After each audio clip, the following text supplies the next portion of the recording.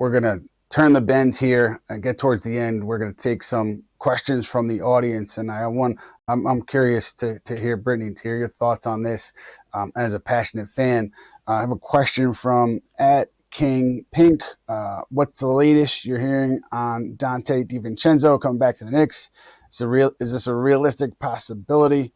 What would a package for him look like? I've dug around on this a little bit, and I have not, from either side, haven't heard that there's anything significant going on right now, and basically both sides are kind of downplaying the possibility of it.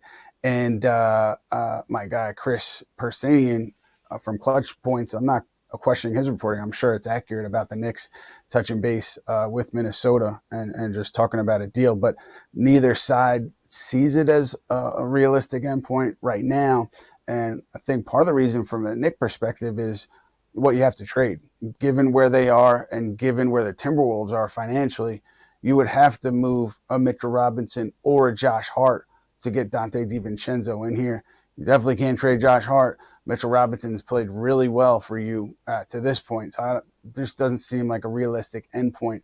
But Brittany, I want you to put your GM hat on. I mean, Gerson Rosas, big exec for the Knicks. Brittany Rosas.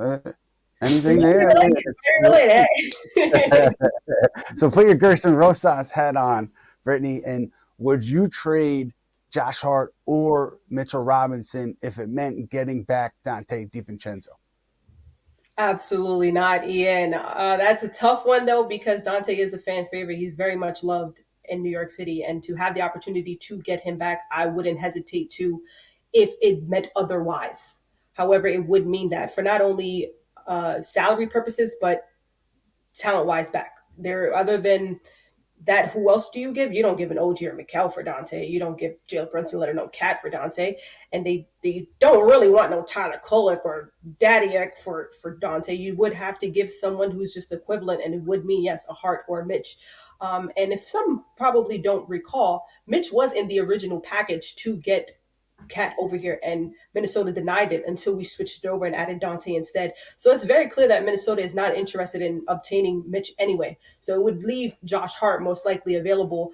And with what Josh Hart does, I think it's a little bit incomparable to what Donte could do for us. We already kind of replaced Donte, and some might not see it because of how beloved Donte was. But we have a Shaman and Miles McBride who can do a lot of the things that Donte has done for us, who can shoot the three ball and play defensively. It just doesn't look quite the same because Donte, again, he left his impact on us. And that's why it's so hard to just easily deny it.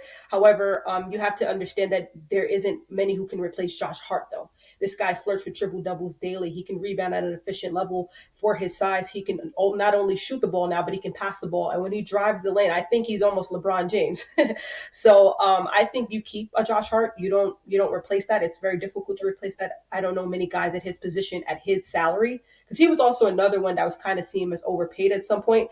But I don't even know what guy you would pay for him that's flirting with a triple-double, who's shooting the balls efficiently. And not only forget the stats, the impact. I always like to use the word impact. A lot of people like to look at stats and think otherwise, but Josh Hart's impact is a little bit, I say, a little higher level than Donte, than what he did for us. And no, I would not trade Mitch or Josh Hart for Donte.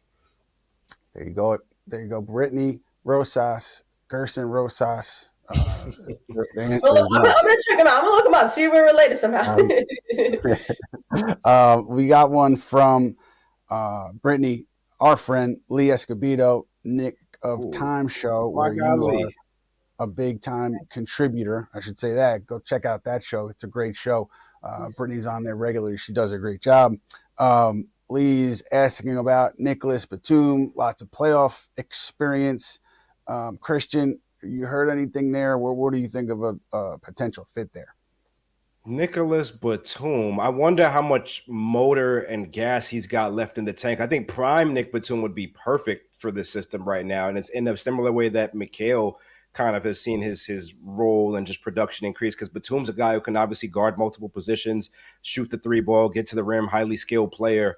I just wonder what the durability looks like there, what his gas and, but even still, at this point in his career, you're not asking him to play 30 minutes. You're asking him to fill in, you know what I'm saying, maybe for 15, right? And this is a team that, you know, when you consider behind OG and behind Mikal on the wings, you're starting to lack some size. Sure, I could see a guy like Nick Batum coming in, profiling like that defensively.